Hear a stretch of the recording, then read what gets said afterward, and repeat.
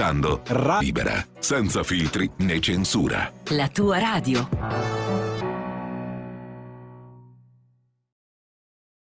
Va ora in onda Talk, le parole e le realtà. Sara Garino conduce Alto Mare. Le notizie, i protagonisti, i fatti, le opinioni, anche le vostre. Vi ricordo solo al volo i numeri per intervenire in diretta, li vedete anche in sovrimpressione: 02 92 94 7222. Se invece volete scriverci un WhatsApp, 346 64 27 756. E la linea va subito alla conduttrice Sara Garino.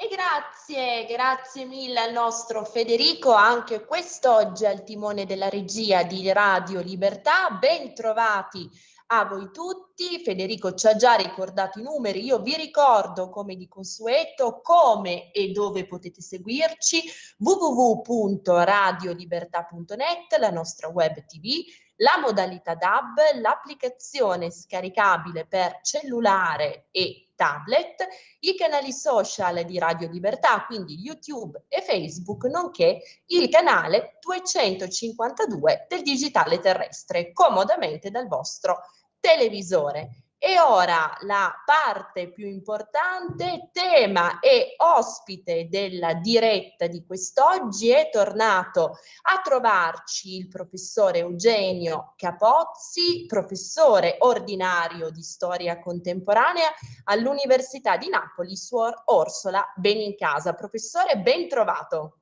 Grazie, buongiorno, ben trovata a lei. Grazie mille per essere tornato a trovarci in alto mare, professore.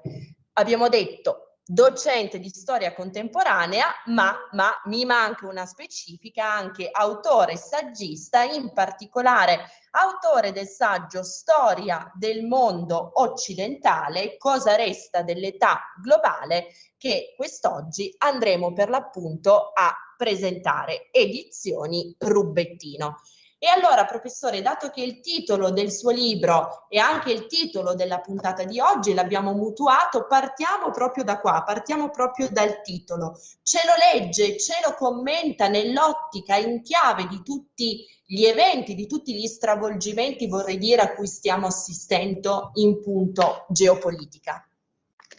Sì, diciamo che possiamo dire di vivere in un mondo post-occidentale, perché il 1989, la fine della Guerra Fredda, è stata la fine di un lungo periodo, di vari secoli, diciamo dalla fine del Cinquecento fino alla fine del Novecento, in cui gli avvenimenti fondamentali del mondo per l'assetto di potere economico, politico, culturale, militare sono stati incentrati sull'Europa e sulla cultura di origine europea.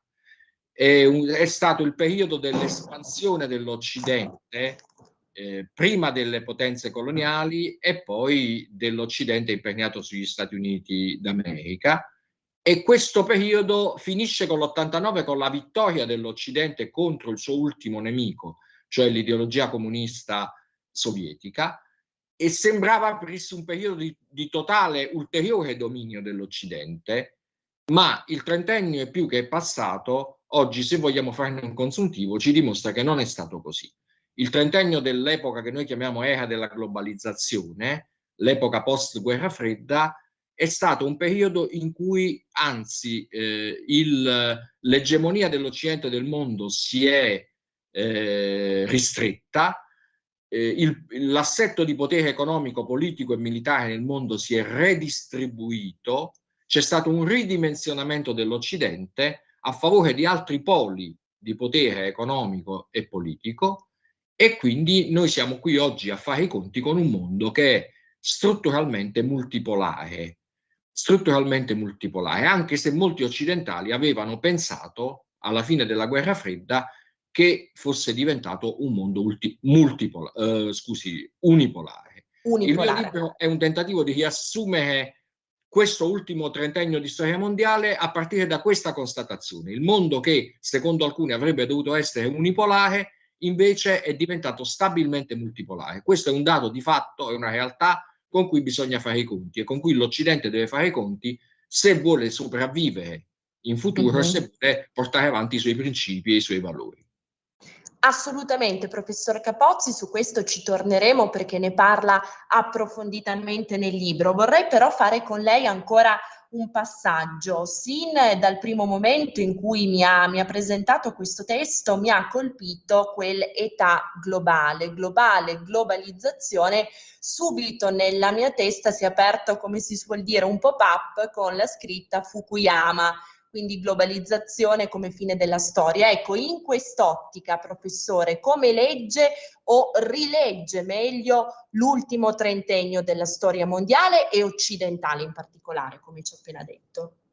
Sì, la globalizzazione è stata o è, su questo possiamo discutere se sia ancora in corso il processo di espansione della globalizzazione, è stato un accentuato processo di interdipendenza e di interconnessione tra le varie aree del mondo. Un processo che in realtà era già in corso nel Novecento e che anche durante la Guerra Fredda all'interno dei due blocchi è proseguito.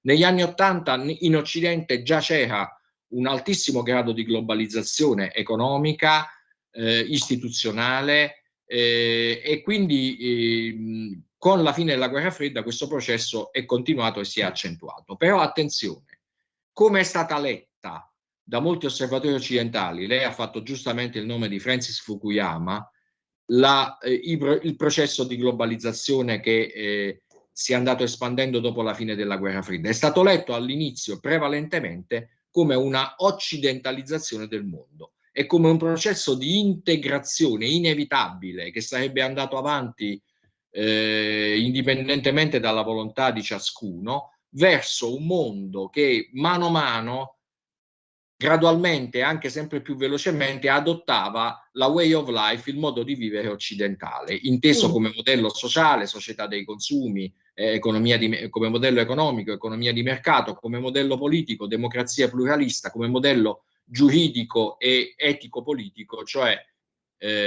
diritti umani, costituzionalismo. Questa era, diciamo, l'idea che stava dietro la visione di Fukuyama, quella secondo cui si era alla fine della storia come conflitto tra visioni del mondo incompatibili tra di loro. Ecco, questo secondo lui era finito, la visione del mondo occidentale non aveva rivali. E invece che cosa abbiamo visto? Abbiamo visto mano a mano che la globalizzazione procedeva, innanzitutto che la globalizzazione non è un processo di integrazione. Ci può essere interdipendenza e interconnessione senza integrazione giuridica, politica e soprattutto etica. Il mondo non è andato convergendo sugli stessi principi, anzi è diventato più conflittuale dal punto di vista economico, più conflittuale dal punto di vista politico e militare, i conflitti sono accentuati, e soprattutto più conflittuale dal punto di vista degli scontri tra civiltà, tra identità che non sono, al contrario di quanto pensavano molti osservatori occidentali, Fukuyama in testa, non sono solubili le une nelle altre, non sono solubili, diciamo, nella koiné occidentale. Le identità resistono, le identità sono dei noccioli duri, dei fondi rocciosi della storia, e quindi noi ci troviamo di fronte, come ha giustamente invece detto Samuel Huntington, di fronte a un mondo pluriciviltà e dobbiamo realisticamente accettare questo fatto, cioè che il mondo, per quanto noi possiamo vedere, non si occidentalizzerà mai completamente e che alcuni processi di modernizzazione, di tecnologia e anche di società dei consumi adottati in altre parti del mondo che non sono occidentali non significano che queste parti adottino la visione del mondo, i principi, i valori dell'Occidente. E sotto questo punto di vista la Cina è l'esempio più fulgido. Esattamente. La Cina è l'esempio primario. Quando nel 1989 ci fu la caduta del comunismo sovietico, molti occidentali pensavano che la Cina si avviasse su una strada simile, anche se nella estate di quell'anno c'era stata la repressione di Tiananmen. Si diceva Tiananmen è stato un momento prematuro, ma poiché la Cina sta adottando sempre più delle riforme in senso dell'economia di mercato, l'economia di mercato prima o poi porterà inevitabilmente alla liberalizzazione e alla democratizzazione. Questo è ciò che pensavano gli americani e il più autorevole, cioè il presidente statunitense Clinton, che negli anni 90 fece di tutto per far entrare la Cina nel WTO, prima nel GATT e poi nel WTO, e nel 2001 infatti la Cina è entrata a pieno titolo nel club delle grandi economie di mercato al pari di quelle occidentali, è stata ammessa nella governance della globalizzazione. Ciò nonostante la Cina ha mantenuto assolutamente il principio dei propri interessi, non ha allentato il protezionismo, non ha soprattutto evoluto il suo sistema in un senso liberale e democratico. Assolutamente, non c'è stata nessuna evoluzione in questo senso, anzi, a partire da Xi Jinping c'è stata un giro di vite di tipo autoritario e nazionalistico e identitario, perché la Cina ha adottato, con la sua teoria dell'armonia, del socialismo alla maniera cinese, ha adottato sostanzialmente una fusione tra marx-leninismo, economia di mercato e confucianesimo, qualcosa che nessuno in Occidente in realtà si aspettava che si sarebbe solidificata fino a questo punto. E noi oggi dobbiamo fare i conti con il fatto che la Cina è qualcosa di altro e che non possiamo assolutamente ridurla al nostro punto di osservazione, al nostro modo di vedere le cose. Quindi dobbiamo fare i conti con questo, in maniera ostile, in maniera competitiva, in maniera pacifica. Questo è un fatto che riguarda appunto le policies, è un fatto che riguarda le decisioni che le classi dirigenti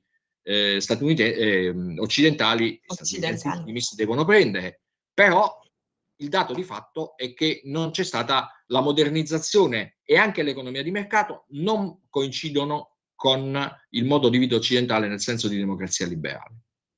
Assolutamente, così come il rispetto dei diritti umani. Pensiamo all'annosa questione dello Xinjiang, con la persecuzione della minoranza musulmana degli uiguri, dove, voglio sempre ricordarlo, viene prodotto, mi corregga se sbaglio professor Capozzi, il 20% del cotone mondiale.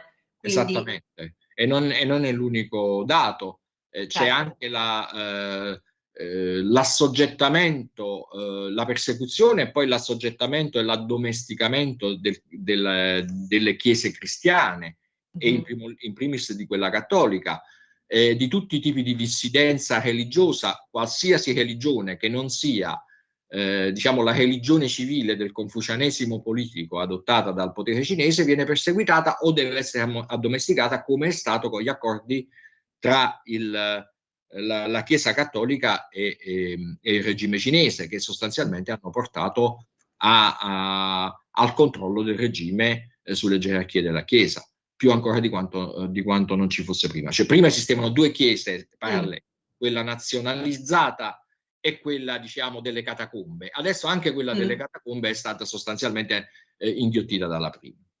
Guardi, professor Capozzi, chiarissimo, come sempre ci sta dando davvero una pletora di argomentazioni su cui riflettere. Volevo chiederle un passaggio ancora sugli anni di Clinton, dato che è il secondo capitolo del suo libro, però dato che stiamo parlando di Cina, mi fermerei ancora un attimo qui per chiederle che ruolo gioca nel mondo post-occidentale la tecnocrazia. Sappiamo chiaramente quanto la Cina si sia evoluta, specie in punto governo, diciamo, controllo delle tecnologie, soprattutto quelle dell'hypertech, aperta parentesi, chiosa, diciamo, facendo shopping allegro nei nostri atenei e nei nostri istituti di ricerca. C'è un rapporto, il rapporto Strider del novembre 2019, che evidenzia a chiare lettere questo, come davvero il modus operandi dei cinesi sia quello di infiltrare, mi passi questo termine, professore, studenti, giovani ricercatori all'interno dei programmi di studio occidentali, vedasi anche le famose Marie Curie Fellowship, nell'ottica di acquisire il know-how e poi di riportarlo in patria, in Cina, dove chiaramente e declinato in modalità dual use, perché è pacifico che per loro lo studio e la ricerca nell'ambito della fisica quantistica non siano, come in effetti non sono, limitati soltanto alla ricerca di base, ma devono poi scaturire in applicazioni tecniche, tecnologiche e, sa Sandir, soprattutto militari. Ecco, professor Capozzi, che ruolo hanno e avranno le tecnocrazie in questo scenario che ci sta doviziosamente dettagliando?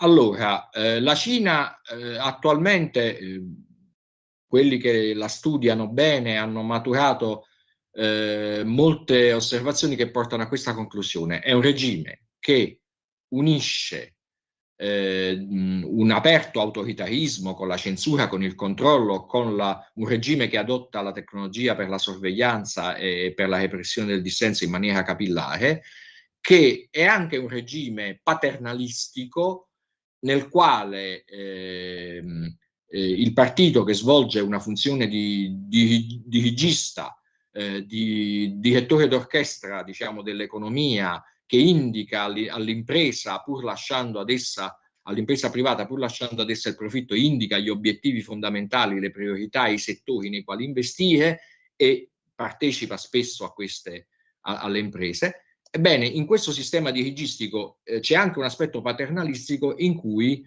le classi dirigenti locali politiche e le classi dirigenti delle imprese, le classi dirigenti del mondo intellettuale delle università vengono cooptate all'interno del partito di governo.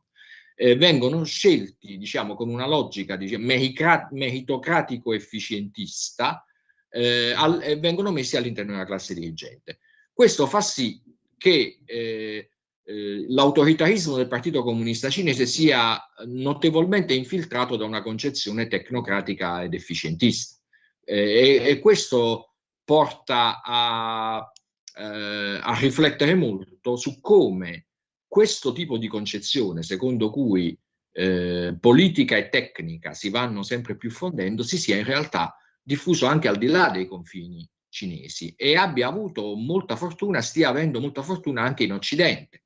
Non scopro certamente io il fatto, e non sono io certamente il primo a dirlo in questo libro, il fatto che le democrazie occidentali, a partire dal nuovo millennio, di fronte a grandi problemi economici, la crisi del 2007-2008, la recessione, che con la conseguente politica di quantitative easing, la necessità di immettere liquidità nel sistema, il ruolo delle banche centrali, poi la pandemia, la guerra, la questione ecologica vissuta come una necessaria riconversione di tutto l'apparato energetico, produttivo e anche dei consumi, tutto questo abbia favorito nelle democrazie occidentali il prevalere di una logica tecnocratica e quindi la tecnocrazia noi l'abbiamo vista all'opera molte volte. In Italia siamo, diciamo, un caso studio abbastanza privilegiato, visto che dal 2011, dal governo Monti in poi,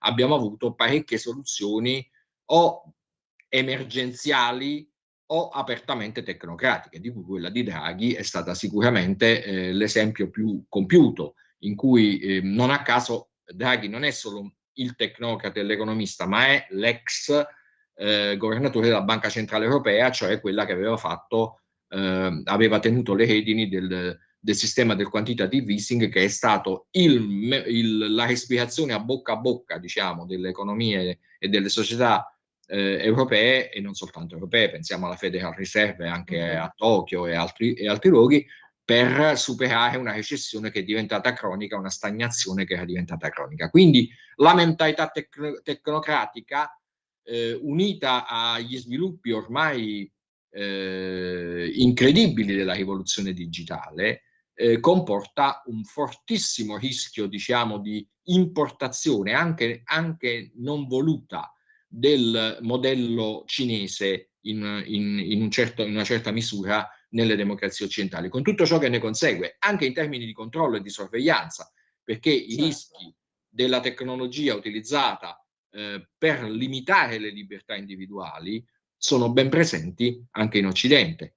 Noi abbiamo avuto, io dico spesso, 3 rivoluzioni digitali nel giro di 40 anni, quella del personal computer, quella di internet, quella dei social, delle app e dei device, che ha trasformato ognuno di noi in un terminale digitale. Ora, con la 4ª rivoluzione, quella della intelligenza artificiale, che si sta svolgendo sotto i nostri occhi mentre noi parliamo, il livello di, diciamo, di espropriazione della società civile da parte di elite tecnicistiche e tecnocratiche diventa sempre più concreto, sempre più alto, e il rischio sempre più concreto. Guardi, professore, è davvero chiarissimo ancora su questo tema, perché sta continuando a sollecitare quesiti e riflessioni. Come, a suo giudizio, può difendersi l'Occidente, atteso che in punto di quantità non c'è partita, perché dall'altra parte il dragone cinese ha numeri intesi anche nel senso di menti, no? Risorse umane assolutamente debordanti rispetto a quanto abbiamo noi in Occidente. Ci si difende come? Puntando sulla qualità, che per il momento, ringraziando il cielo, è ancora innegabilmente superiore da noi in Occidente rispetto all'approccio di altre realtà, la Cina in primis.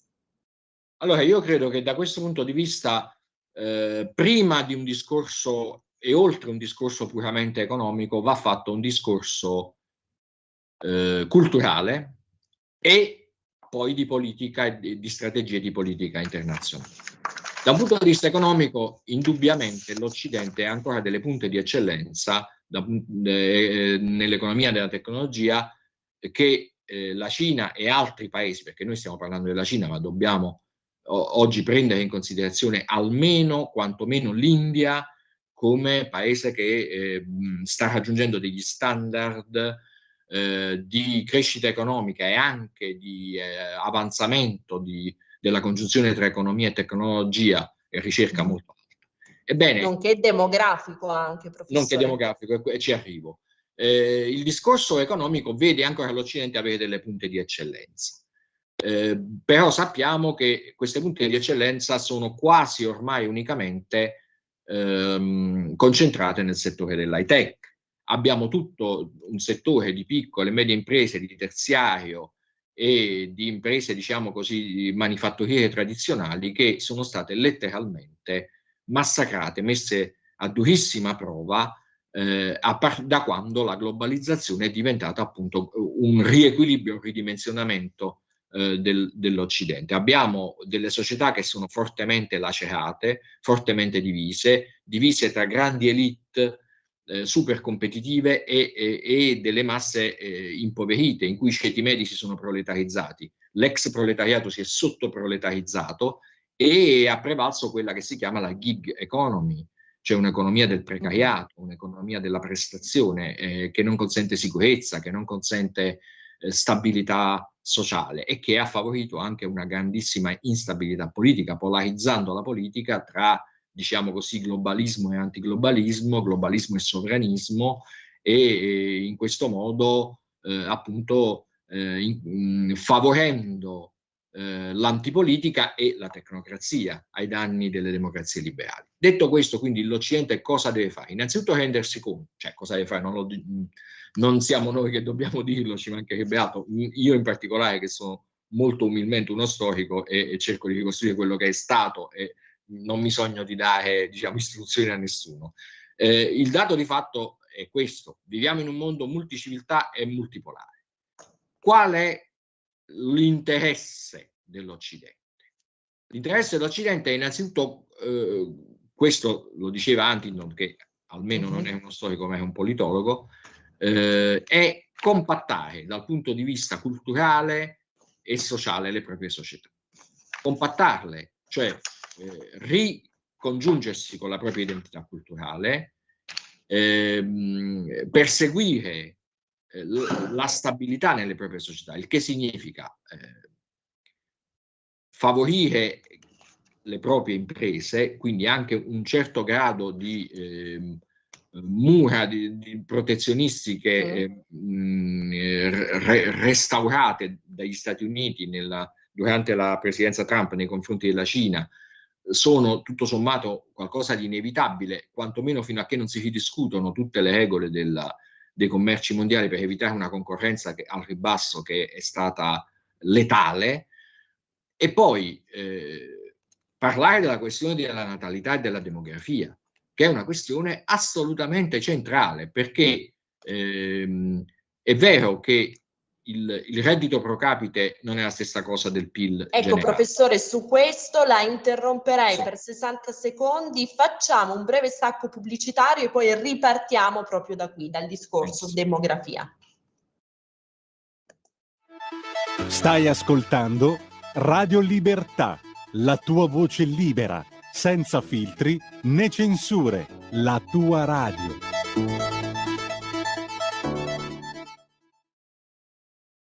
Da oggi finisce il periodo di trasmissioni sperimentali a colori e inizia quello delle trasmissioni regolari, come deciso dal Ministero delle Poste e Telecomunicazioni. Cambia il giorno, cambia l'orario per la nostra Gabriella Monti con Mi ritorni in mente ogni mercoledì dalle ore 15, solo su Radio Libertà. Bacini, bacetti, baciotti. Oh, sera signorina, kiss me goodnight.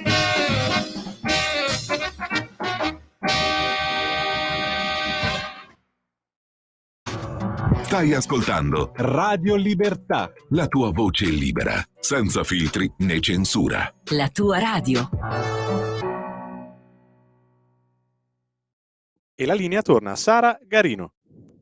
Grazie mille Federico. Io rimpallo subito il microfono al professore Eugenio Capozzi, lo ricordo, ordinario di storia contemporanea presso l'Università di Napoli, Suor Orsola Benincasa, autore del libro Storia del mondo post-occidentale, cosa resta dell'età globale, attraverso il quale oggi, come un viatico, stiamo ripercorrendo, leggendo e interpretando quelli che sono le fattualità più significative, più cruciali del momento presente. Allora, professore, ecco, prima della pausa pubblicitaria diceva, sono uno storico, abbia pazienza se... ecco, benissimo Federico, intanto vediamo proiettata anche la copertina del libro. Grazie mille Federico, facciamola vedere anche più tardi nel corso del secondo blocco di Alto Mare. Niente, professor Capozzi, volevo dirle, storico, historia magistra vitae, no? Dicevano i latini, quindi penso che niente come capire, leggere, interpretare correttamente il passato attraverso un meccanismo, mi lasci dire, scientifico, no? Di consecutio temporum, quindi causa-effetto, possa essere così importante e così cruciale oggi per, uno, capire il presente, due, disegnare chiaramente un futuro che sia strategicamente positivo per noi. Le ridò il microfono, professore Capozzi, stavamo parlando di demografia. Sì, premetto che la storia, è vero, ci aiuta a capire meglio chi siamo e chi siamo diventati, non ci risolve i problemi però, perché quelli sono sempre affidati alla nostra responsabilità e alla nostra libera scelta. Il futuro non è mai scritto perché è sempre, le condizioni sono poi sempre diverse dal passato, però capire meglio chi siamo e chi siamo diventati sicuramente ci aiuta a prendere delle decisioni consapevoli. In questo caso, cosa è diventato l'Occidente? Una società ad altissima tecnologia, con però delle società fortemente lacerate e soprattutto dal punto di vista culturale una civiltà che sottoposta ad una secolarizzazione radicale con la perdita dell'identità etico-religiosa si è fortemente disgregata e ha perso uno slancio verso la vita e verso il futuro, e questo è un fatto fondamentale. L'emergenza demografica, che contrariamente a quanto alcuni dissennati pseudoambientalisti sostengono, non è l'eccesso di popolazione, ma è la mancanza di popolazione, popolazione senza la quale non c'è crescita, non c'è futuro, non ci sono idee. L'invecchiamento della popolazione ha conseguenze economiche enormi e negativissime. Ebbene, questo non è solo dovuto a quelle che sono ovviamente anche temi politici spiccioli, il welfare, la mancata politica di favore alla maternità e alla paternità, tutte queste cose che ben conosciamo, ma è dovuta fondamentalmente a una questione etico-religiosa e spirituale e culturale. Come ha giustamente detto Papa Francesco qualche giorno fa, gli stati generali della natalità è una società della tristezza. È una società della tristezza perché è una società che non crede più nel futuro, che ha solo paura di perdere quello che ha, che non ha voglia di inventare cose nuove, che è chiusa in una sfera ego-riferita, narcisistica e non ne vuole uscire. Questo è questo che va combattuto e qui dobbiamo fare un discorso appunto sull'identità culturale, perché la contrapposizione, lo scontro di civiltà, lo scontro che può essere anche confronto competitivo e pacifico, non necessariamente come uno scontro violento di dominio. Il confronto tra civiltà diverse ci dice che tutte le civiltà non occidentali hanno mantenuto o hanno ricongiunto il loro presente alle loro radici identitarie e culturali. Non solo la Cina, che coscientemente, consapevolmente ha ripreso la propria tradizione imperiale e confuciana. La Russia ha ripreso quella ortodossa, che ci piaccia o meno. Qui non stiamo parlando se le cose ci sono simpatiche o meno, è un dato di fatto. La Turchia, con la lunga era di Erdogan, che può darsi che stia per finire, ma non è detto, ha ripreso la tradizione sia musulmana, perché non ci dimentichiamo che la Turchia kemalista era ostentatamente laicista e aveva voluto tagliare i ponti con l'eredità musulmana, invece Erdogan l'ha restaurata, ma anche con quella imperiale, ottomana. Guardiamo all'India, che si è ricongiunta con la sua identità induista, quando dopo il partito del congresso, anche quello laico, socialista, occidentalizzato, è andato al potere un partito induista.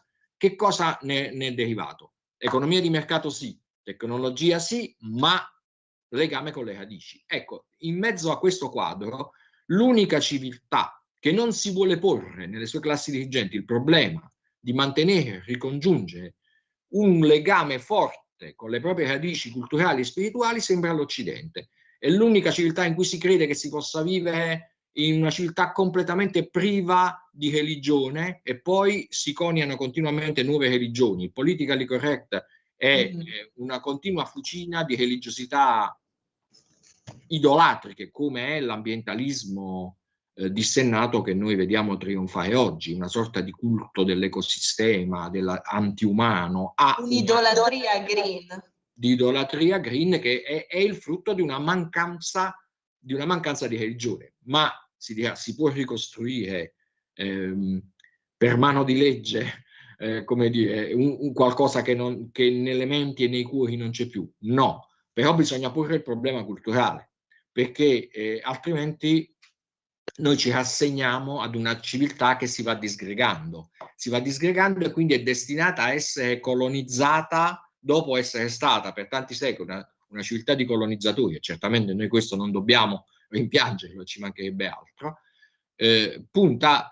rischia di essere una civiltà invece colonizzata sempre più da culture altre che non riesce ad avere un proprio baricentro. Ecco, questo sta alla base anche delle difficoltà economiche, perché non si rianima l'economia, non si rianima la crescita economica solo col quantitative easing, come si è visto, non si rianima solo con le riconversioni vere o presunte, energetiche, industriali, le macchine elettriche. Non è così che si rianima un'economia.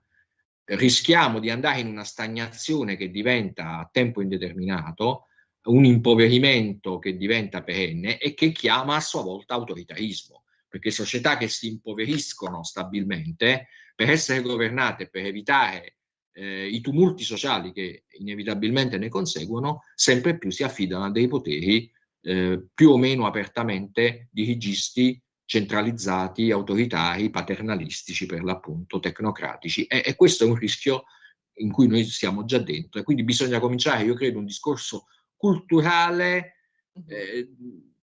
Mi piace di echeggiare questa contrapposizione che faceva il pontefice qualche giorno fa. A una cultura della tristezza bisogna contrapporre una cultura della speranza nel futuro, in tutte le sue forme, perché altrimenti non ne usciamo. Assolutamente, anche perché speranza nel futuro implica l'essere proattivi, l'essere entusiasti, il voler costruire qualcosa, l'essere tristi, malinconici, nostalgici, indulgere nel politicamente corretto, sino alla cultura woke, alla cancel culture, ne parla anche lei nel suo libro, professore, significa davvero rattrappirsi e de facto rinunciare a quel futuro che evocava lei prima. Professor Capozzi, ci Sì, non la sente? sento. Ah, non la sentivo più. Sì, sì, assolutamente concordo. Sulla cultura woke e sulla cancel culture non mi... è un tema che mi è, come lei sa, è stato oggetto dei miei studi. Ho cercato di definire il politicamente corretto come una vera e propria ideologia che nasce dal relativismo, che nasce dalla secolarizzazione radicale. E ne deriva uno spappolamento della società in tante tribù che si contrappongono e si combattono tra di loro, e questa è una deriva che porta necessariamente purtroppo delle conseguenze drammatiche. Dagli universi isola di Kant vorrei dire che erano tutt'altra cosa questi arcipelaghi di cui parla anche lei nel libro, questa frammentazione esponenziale quasi, che chiaramente, ricordando il buon divide et impera, anche questo di latina memoria, favorisce poi soltanto chi dall'altra parte invece fa di un blocco monolitico basato, come ci diceva poc'anzi il professore, sulla tecnocrazia, sul controllo paternalista, dirigista, forte e pressante, la propria, come dire, ragione fondativa e in questo senso anche le fondamenta di tutto un sistema di pensiero che è loro e che non deve diventare anche nostro, giammai. Ecco, professore Capozzi, farei, per ricollegarci a questo, un passo indietro, come abbiamo detto prima, quando ci ha parlato degli anni di Clinton, l'età dell'oro la chiama nel suo libro. Ecco, leggendo... Con un punto interrogativo però. Con un punto interrogativo, mi ha anticipato. Esatto, proprio qua volevo arrivare, professor Capozzi, l'impressione, la sensazione che ho avuto io leggendo il suo libro, laddove parla di questa età dell'oro, punto interrogativo, gli anni di Clinton, è stata quella di un'epoca di intorpidimento, no? Come se l'Occidente, in particolare una parte dell'Occidente, si fosse un po' bendata agli occhi, no? Magari basandosi sul fatto, sulla falsa credenza che poi gli altri, quindi la Cina, non sarebbero arrivati o non sarebbero arrivati così velocemente o comunque sarebbero stati controllabili. Ecco, mi è sovvenuto, diciamo, questo pensiero, questo istinto di definire gli anni 90 come una sorta di grande, sì, intorpidimento, grande... Mi aiuti lei a trovare il termine corretto? Illusione, sì.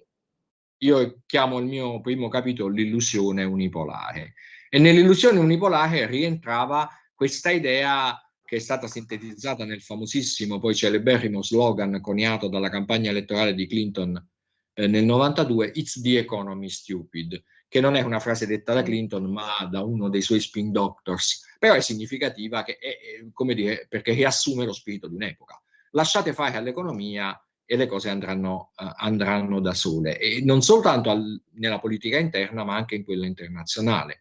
La convinzione comune dell'amministrazione Clinton, ma diciamo in genere delle classi politiche occidentali dell'epoca, era quella che la forza di propulsione del mercato avrebbe suscitato tutta una serie di sviluppi positivi che venivano da sé, una sorta di circolo virtuoso. È quello che dicevo prima, la convinzione che avrebbe portato la libertà e la democrazia anche lì dove non c'erano. E anche se negli anni 90 già esistevano dei campanelli d'allarme fortissimi su quanto questa visione fosse, diciamo così, viziata da un certo panglossismo, per citare il Candide di Voltaire, no? Un wishful thinking, un pensiero desiderante più che una considerazione realistica. Per esempio, tutte l'esplosione di odi etnico-nazionalistici e religiosi che vengono fuori nella dissoluzione del mondo sovietico e post-sovietico, il Caucaso, la Jugoslavia, eccetera, e poi la crescita dell'Islam radicale, che non viene capita, non viene minimamente capita nella sua gravità, tant'è vero che come dire, l'esplosione aperta della lotta, della guerra contro l'Occidente, dell'Islam radicale con l'11 settembre 2001 arriva quasi come un colpo a sorpresa, ma non è che non ci fosse prima l'Islam radicale. L'Islam radicale nasce già nel conflitto arabo-israeliano negli anni 70, nasce già con la Repubblica Islamica degli Ayatollah in Iran nel 79, nasce già con la nascita di organizzazioni come Hamas e Hezbollah, e Al-Qaeda sostanzialmente già esiste negli anni 90 e opera negli anni 90 nel mondo sunnita, viene dall'Afghanistan, dalla lotta contro i sovietici in Afghanistan, quindi l'integralismo ha una crescita organica ed è una risposta identitaria, orribile, brutta, quanto vogliamo noi, ma andava capita e interpretata come tale, anche per poter essere fronteggiata nel modo giusto e più organico. E invece l'idea era questa: mercato porterà libertà, invece porta risposte identitarie, invece porta reazioni, diciamo così, allergiche alla influenza occidentale. E poi l'altra grande illusione qual era? Apriamo i nostri mercati alle economie emergenti asiatiche, in cambio noi si aprirà per noi un gigantesco mercato di consumatori in quei paesi.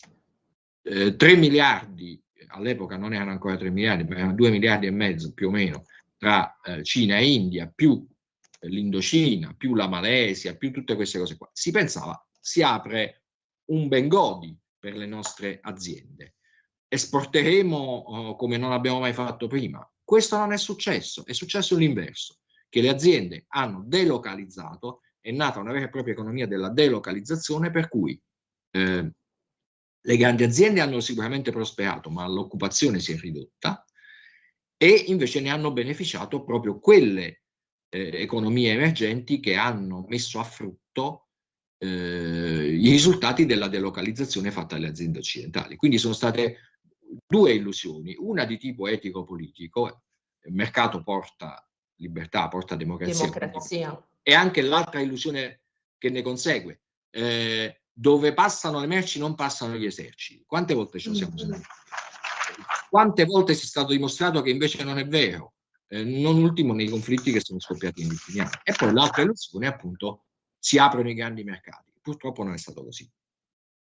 Assolutamente, professor Capozzi, chiarissimo. Allora, in questa carrellata, visto che stiamo utilizzando il suo libro Storia del mondo post-occidentale, cosa resta dell'età globale, voglio ricordare edizioni Rubettino come viatico per interpretare, per leggere, per discutere dei tanti stravolgimenti a cui stiamo assistendo e che, come lei ci spiega chiaramente, hanno delle radici profonde che vanno capite se vogliamo che la politica poi sia in grado di disegnare delle strategie efficaci ed efficienti per correggere la rotta. Uno dei temi più pressanti dell'attualità naturalmente è quello che ruota attorno all'approvvigionamento di materie prime, a cui lei pure dedica un capitolo all'interno del suo saggio. Ne possiamo parlare, professor Capozzi, chiaramente con un focus su quelle che poi sono le direttrici principali che da qua si dipartono. L'ha anche citato prima, la polemica, la discussione a proposito dell'auto elettrica. Ricordiamoci a monte, prima di tutto, che oltre l'80% dei componenti di base per poter produrre una batteria per un'auto elettrica è detenuta dalla Cina. Quindi questo è un problema anche geopolitico, soprattutto geopolitico, ce lo pone come? Sì, per comprendere questo tema occorre partire da una domanda. La globalizzazione, come noi l'abbiamo intesa come crescente interdipendenza, è finita o continua? Molti se lo sono chiesto nel corso dell'ultimo decennio. Alcuni segni già si cominciavano a vedere negli anni 10 di questa crisi della globalizzazione come crescente interdipendenza che va quasi come se fosse un fatto scontato. Si è cominciato a vedere il fenomeno della costituzione appunto di arcipelaghi, di blocchi un ritorno non solo al protezionismo, ma al tentativo di frammentare le catene di approvvigionamento, le supply chains, e di fare quell'operazione che più volte noi abbiamo visto citata in questi ultimi anni, che è quella del decoupling, cioè sostanzialmente rifare un po' quello che cercarono di fare le grandi potenze imperiali europee nella seconda metà dell'Ottocento, quando entrò in crisi il libero scambismo, costituire delle aree sicure in cui svolgere tutta la catena di approvvigionamento, dalle materie prime fino al consumo. Quindi avere il controllo all'interno di questo processo, avere il controllo delle materie prime, cosa difficilissima nel momento in cui le catene di approvvigionamento con la globalizzazione sono diventate complicatissime. Quindi parlare di scinderle è una cosa, scinderle effettivamente è un'altra. Ma anche se si riuscisse a farlo, la prospettiva è quella di creare delle zone, come dire, delle grandi camere stagne, all'interno del quale poi bisogna forsennatamente accaparrarsi in tutte le maniere le materie prime. E su questo l'Occidente non sta messo bene, perché soprattutto per quanto riguarda l'industria high-tech, come lei giustamente diceva, non solo per le batterie elettriche, ma per i circuiti, i semiconduttori, Certo.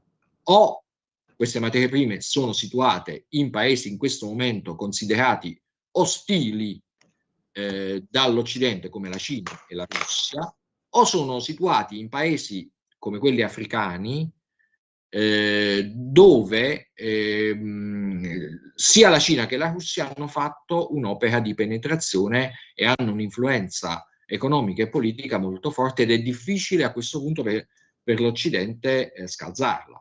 È chiaro che la Cina, che negli anni 10 vara il programma della nuova via della seta, un programma sostanzialmente di egemonia eurasiatica, che parte dalle grandi vie di comunicazione, dalle grandi infrastrutture, cerca di fare con l'Europa quello che stava facendo con l'Africa, cioè costruzione di grandi infrastrutture e quindi egemonia politica conseguente.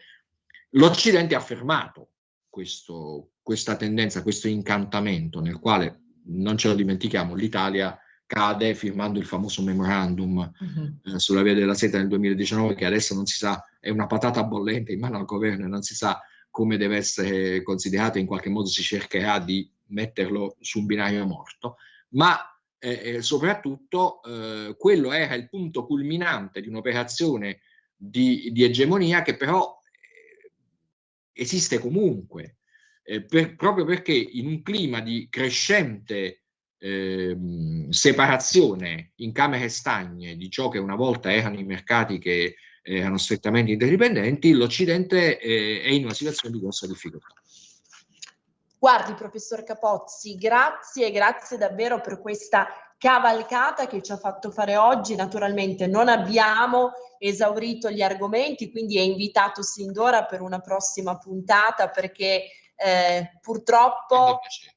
Grazie professore, purtroppo diciamo gli avvenimenti geopolitici, fatti di cui discutere e sui quali approfondire sono davvero molteplici in questo periodo e, come sappiamo, non sempre positivi, anzi quasi mai positivi, quindi è necessario che i riflettori siano sempre ben accesi, non soltanto diciamo sulle dinamiche macro sotto gli occhi di tutti, pensiamo alla guerra fra Russia e Ucraina, ma anche su tutti questi legami, su tutte queste connessioni di cui magari si parla meno, ma che sono ugualmente cruciali e centrali, se vogliamo, come abbiamo detto più volte nel corso di questa puntata, saper leggere correttamente il presente e pianificare, disegnare strategicamente un futuro migliore. Allora, professor Capozzi, prima di salutarla, chiederei a Federico di proiettare la locandina di un evento di giovedì 18 maggio che come Radio Libertà seguiremo in diretta dalle 9:30 alle 13:30, istruzione e formazione, leve strategiche per il mercato del lavoro, un evento organizzato in sinergia con Feder Terziario, di cui Radio Libertà e Media Partner. Parleremo di questo famoso mismatching, disallineamento tra quelle che sono le richieste, le necessità delle nostre attività produttive di eccellenza, sottolineiamolo, come anche rappresentava poc'anzi il professor Capozzi, e quello che è il mondo dell'istruzione, della formazione, non sempre oggi, anzi quasi mai ci dicono i dati, pienamente aderente alle richieste per l'appunto del nostro mercato del lavoro, specie per quanto concerne quei segmenti legati all'high tech, ma penso anche allo spazio, in cui pure l'Italia primeggia ed è leader assoluto a livello internazionale. Vedete, i 3 panel si avvicenderanno tecnici, esperti, analisti politici. Voglio ricordare il professor Blangiardo, già presidente dell'Istat, chiuderà la mattinata il panel politico, come la politica risponde alle nuove sfide del mercato, dall'istruzione all'educazione alle imprese. Interverranno Giuseppe Valditara, ministro della pubblica istruzione e del merito, Alberto Gusmeroli, presidente della 10ª commissione attività produttive della Camera, e Giulio Centemero, membro della 6ª commissione finanze della Camera dei Deputati, per un focus specifico su quello che è il tema pur cogente dell'educazione finanziaria. Quindi ci sentiamo in diretta giovedì dalle 9:30 alle 13:30 con me e con il collega Giuseppe De Filippi, vice direttore del TG5. Vi ricordo, Radio Libertà sarà media partner dell'evento. Intanto, professore Capozzi, grazie di nuovo per questa puntata odierna. Ci rivediamo prestissimo. Al nostro pubblico naturalmente dico di non cambiare frequenza, anche se ormai siamo in DAB, come sapete, perché i programmi della vostra Radio Libertà continuano. Alla prossima puntata. Arrivederci. Avete ascoltato Alto Mare. Porta con te